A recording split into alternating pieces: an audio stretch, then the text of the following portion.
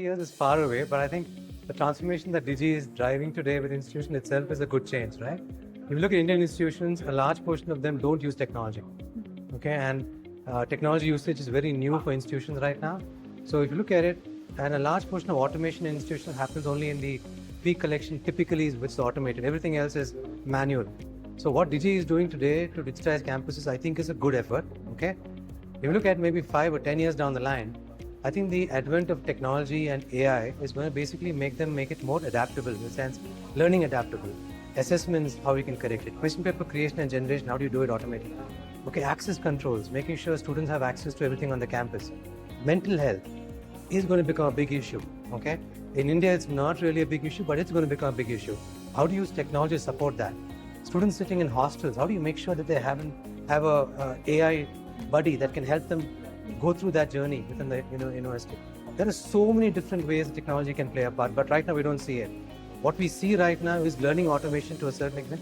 Like partners like Digii are doing it, okay? How do you make that more adaptable, more customers using it?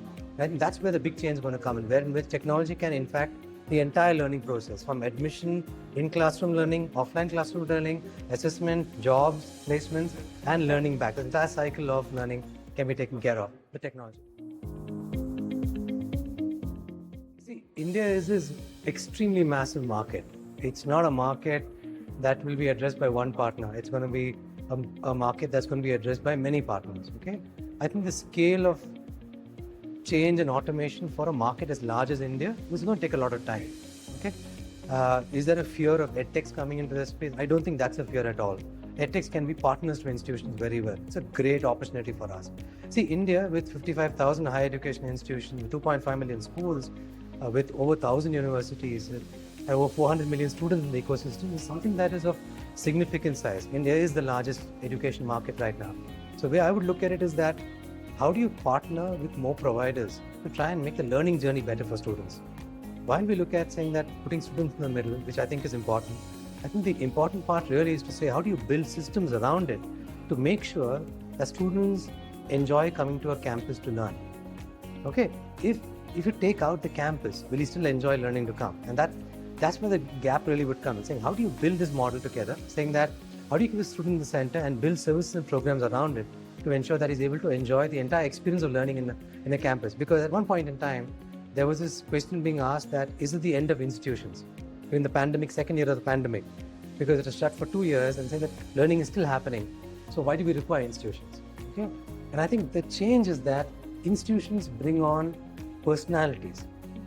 Okay, learning can happen offline, but if you're not on a campus with colleagues and friends and growing up together, your social development slows down. I think that's where the big change is. So I think there is tremendous opportunity in India. One, student is the center of that transformation. And I think we have enough roadmap for all of us, edtechs and institutions, to actually build models for making students successful. I think the opportunity is there for us. It's not a topic that I'm an expert on, but I think I've been reading a lot of articles around how universities abroad, in most of the mature geographies, have significant focus on mental health of students on campus. Okay, I'm not seeing that too much in India, but it's going to come in very soon. Technology can play an interesting part because technology can be the mechanism for giving triggers on behavioral changes that can be using AI as a mechanism, be able to create that model. Maybe, I don't know, okay? You could create a buddy system to try and help students move through that journey with maybe reduced stress. I don't know, maybe with the conversation that you have.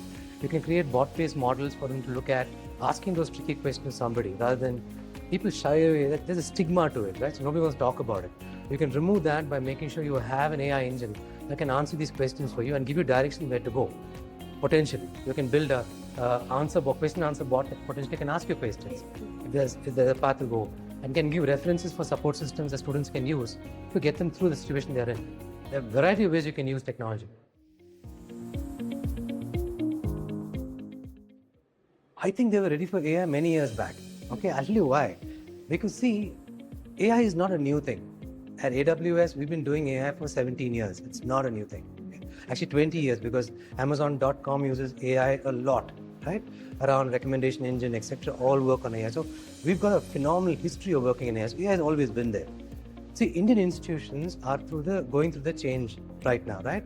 from zero technology to some technology post the pandemic, to adapting flip learning, flip classroom, that's learning methodology. All that is happening. So the AI element is a de facto.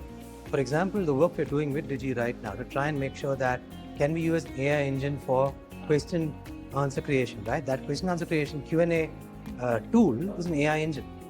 It is applicable to every institution.